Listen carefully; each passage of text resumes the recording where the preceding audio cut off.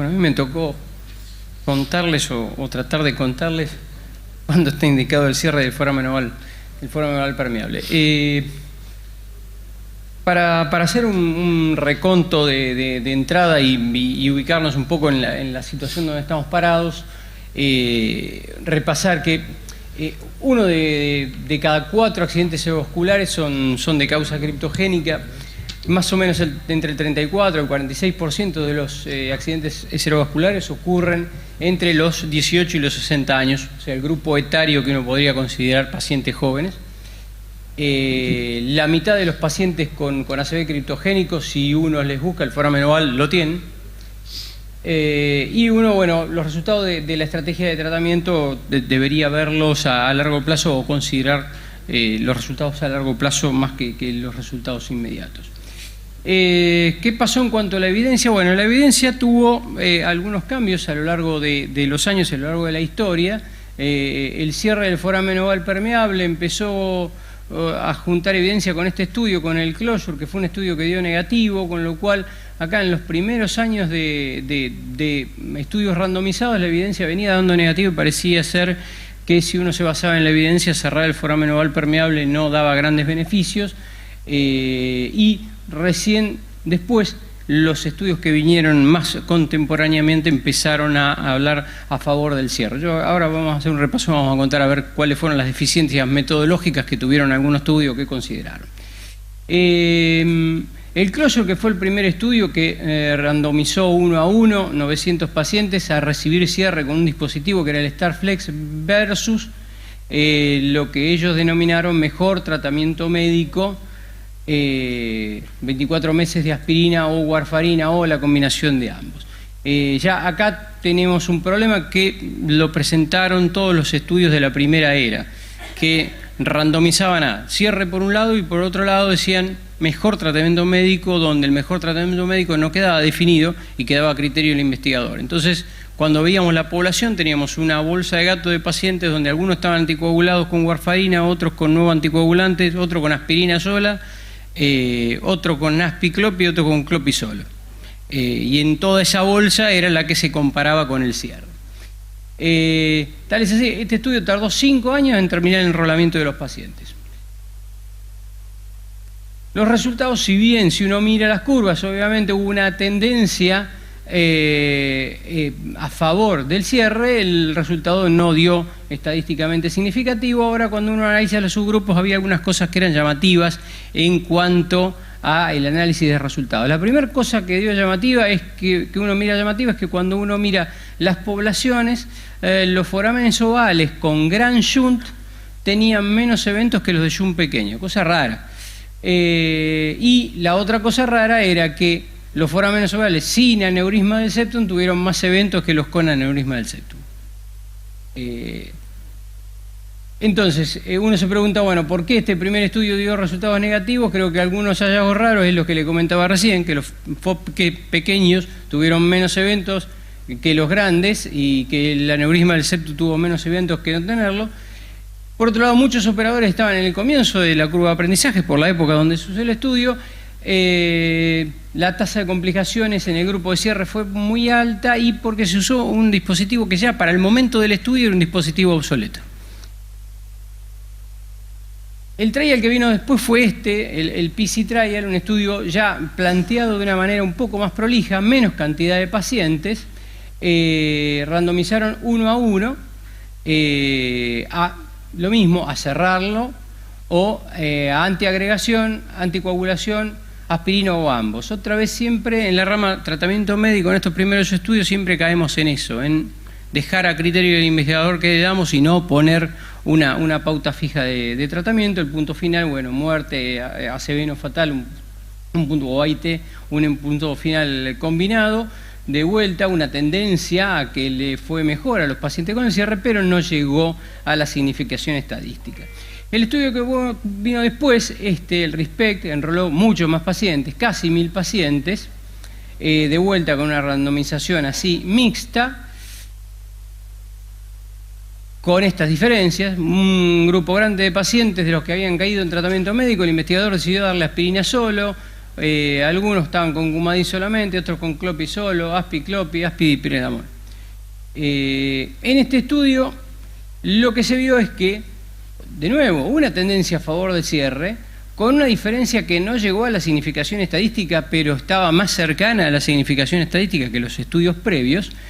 Pero cuando, como fue un estudio realizado por intención de tratar, ¿qué quiere decir esto? Que los pacientes fueron divididos en cada grupo y los resultados se consideraron en base al grupo que cayeron y no en base al tratamiento que recibieron. Cuando uno analiza el subgrupo se da cuenta que en el grupo que había asignado a cierre, 3 de 9 pacientes de los que tuvieron complicaciones del grupo cierre, en realidad no estaban cerrados. O sea, de los 9 eventos que hubo en el grupo cierre, hubo 3 pacientes que, si bien fueron asignados al grupo cierre porque estaban en intención de tratar, esos pacientes todavía no habían sido cerrados por distintos motivos.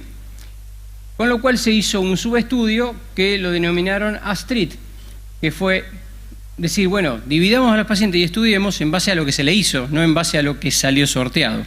Y cuando se los analiza con este punto de vista, ahí sí da significación estadística a favor del cierre del foramen oval. Y lo más llamativo, y por eso en la primera diapositiva yo decía que lo importante también es considerar los resultados a largo plazo, es que la gente del RISPECT, la cosa buena que hizo fue seguir los pacientes a largo plazo. Y cuando se publicaron los resultados del RISPECT a 10 años, ahí incluso en la rama analizada por intención de tratar, llegaba a la significación estadística el seguimiento a favor de cerrarle el foramen oval a los pacientes versus el tratamiento médico. Ya yendo a estudios más contemporáneos, que fueron un poco los que motivaron el cambio de pensamiento, al menos en el hospital, los que motivaron el cambio de pensamiento del grupo neurológico. O sea, nosotros hasta este momento, hasta que se publicaron estos estudios, la gran discusión la teníamos con los neurólogos. Los neurólogos no estaban 100% convencidos de que había que cerrar el foramen oval en los pacientes que tenían foramen oval permeable y habían tenido una ACV. Algunos se agarraban de la teoría de que había que esperar el segundo ACV. O sea, el paciente decía, si el paciente tuvo un accidente cerebrovascular y tiene foramen oval permeable, démosle tratamiento médico, esperémoslo. Si tiene un segundo ACV, ahí se lo cerramos. Esa era la postura, hasta el 2017, esa era la postura de muchos neurólogos. Cuando empieza a aparecer esta evidencia, la evidencia del estudio Close, que dio una marcada significación estadística, pero ya acá con un diseño de estudio mucho más prolijo. Ellos, cuando diseñan el estudio, se plantean, no vamos a dejar el tratamiento médico a criterio del investigador.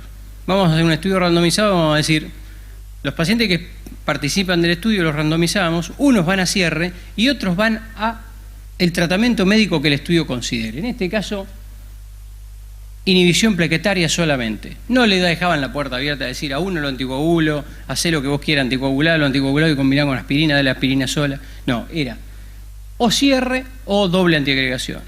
Y combinando cierre y doble antiagregación, esa nuestra comparativa da diferencia estadísticamente significativa, cosa que se repite en el REDUCE, estudio también reciente, también randomizado de la misma manera, cierre de foramen oval versus terapia antiplaquetaria solamente. Si uno mete todo esto, todos los estudios, incluso el Closure, con los errores metodológicos y demás, en un metaanálisis, metaanalizando eso, da a favor del cierre del foramen oval versus el tratamiento médico. Este año se publica este estudio que la respuesta que se plantea es, da lo mismo cerrar todos los forámenes ovales o en donde hay más impacto es en los forámenes ovales de bajo riesgo, de alto riesgo. Entonces, lo que hizo fue randomizar a tratamiento médico versus cierre, pero solamente incluyó en el estudio a aquellos forámenes ovales considerados de alto riesgo. ¿A quiénes considerábamos de alto riesgo? A los pacientes que tenían forámenes ovales grandes o aneurisma del septum o un septum con mucha excursión, que al excursionar dejaba abierto un foramen oval muy grande o con alto flujo. A esos eran los pacientes que consideraron como FOP de alto riesgo y fueron los que lo randomizaron y dio una diferencia tremendamente grande a favor del cierre de ese foramen oval versus el tratamiento médico solo. Las últimas guías europeas, ya a raíz de toda esta evidencia, se plantean que la posición de la Sociedad Europea ante el foramen oval permeable es que considera que es razonable cerrarle el foramen oval permeable a los pacientes que estén dentro de la franja etaria de entre los 18 y los 65 años, que hayan tenido un accidente cerebrovascular criptogénico y tengan evidencia de foramen oval permeable. Y proponen este algoritmo de evaluación que empieza con, obviamente, el evento clínico o el hallazgo de imágenes sugestivas en la resonancia magnética de embolia cerebral, empezar con una primera línea diagnóstica para descartar otras causas de embolia y después entrar en el workout del diagnóstico del PFO, que se puede entrar por dos lados, o podemos entrar por un eco transtorácico con burbujas o por el eco transcraniano. Si el eco transtorácico con burbujas es negativo, uno podría dejar de evaluarlo y considerar que ese paciente no tiene foramen oval permeable, tiene baja chance de tener foramen oval permeable. Si el resultado es negativo o dudoso, uno podría avanzar de acá al Doppler transcraniano, si considera que el Doppler transcraniano tiene más sensibilidad, y si alguno de estos dos estudios da positivo, directamente pasamos a hacerle un eco transesofágico con burbujas en Valsalva para evaluación del foramen oval. Ante la sospecha de un paciente con un accidente cerebrovascular criptogénico, un accidente cerebrovascular embólico, lo que uno debería hacer es evaluar este score, el score de Rope, que lo que hace es darnos un número y decirnos qué chances tiene el paciente de que ese accidente cerebrovascular que tuvo sea por causa del foramen oval. Si el score de Rope es mayor de 7, bueno, eso representa a los pacientes que tienen alta probabilidad de que ese evento neurológico haya sido provocado por el foramen oval permeable. Si ustedes se fijan, muchas de las variables que intervienen en el score son por la negativa. O sea, la ausencia de hipertensión tiene un punto, la ausencia de diabetes tiene un punto, la no historia de stroke o de TIA previo tiene un punto, si es no fumador tiene un punto. O sea, a medida que uno va eliminando factores de riesgo, es mayor la chance de que el culpable sea el foramen oval y no otra cosa.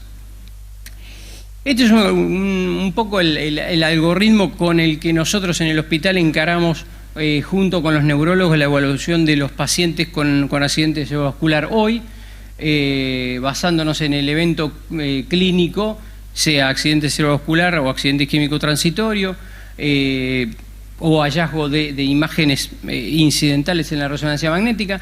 Primero, descartar posibles causas de embolia diferentes al foramen oval, con un ecocardiograma, con evaluación de la aorta torácica para descartar debris y demás, Doppler de vaso de cuello, un Holter de 48 horas para tratar de pesquisar si el paciente tiene o no tiene fibrilación auricular paroxística, y un estudio de trombofilia. Hecho eso, se avanza hacia la evaluación en busca del foramen oval, con lo mismo que decían las guías europeas, o con un eco transtorácico con burbujas o con un Doppler transcraniano. Los neurólogos son están muy entrenados en Doppler transcraniano y generalmente prefieren esto, y nosotros los cardiólogos estamos más familiarizados con el eco transtorácico y tenemos una tendencia a mandar primero al paciente a hacer un transtorácico con burbujas.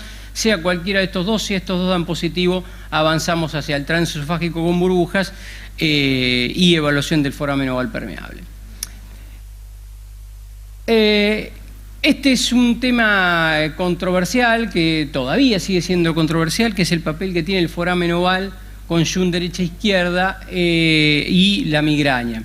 Varios estudios, observacionales todos, le buscaron una relación a la migraña, especialmente la migraña con aura, la asociación con el stroke, y se vio estos son datos de registros, que 127, 18 pacientes eran criptogénicos, 68 de 127 con adecuada evaluación del FOB. La cuestión que en varios estudios observacionales se le trató de buscar una relación al foramen oval permeable a la migraña, y en algún momento se planteó que los pacientes con migraña podrían beneficiarse del cierre del foramen oval.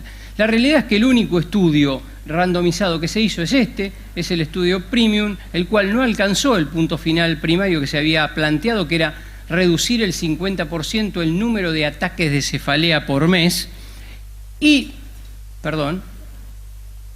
el único dato interesante o estadísticamente significativo que tuvo es que se observó remisión completa de la cefalea solamente en el subgrupo que tenía migraña con aura, en el 10% de los pacientes con cierre y en el 1.5% del grupo sham.